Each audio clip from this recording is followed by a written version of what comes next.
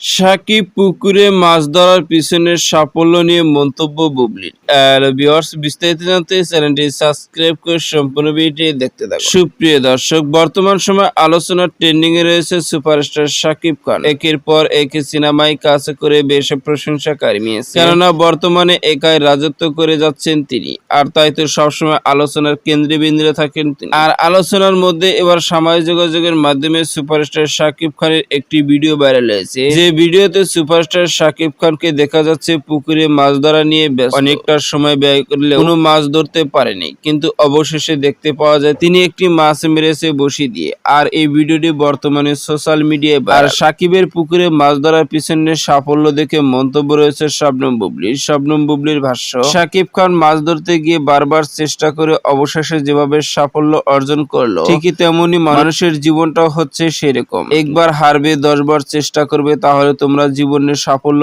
অর্জন করতে পারবে। কারণ সাকিব খান নিজের জীবনের সাফল্য এমনই ভাবে অর্জন করেছে। এমনই মন্তব্য শবনম বুবলির। তো সুপ্রিয় দর্শক, ভিডিওটি আপনার কাছে ভালো লাগলে একটা লাইক দিন। নিত্য নতুন ভিডিও আপডেট পেতে চ্যানেলটি সাবস্ক্রাইব করুন। অসংখ্য ধন্যবাদ পুরো ভিডিও করার জন্য।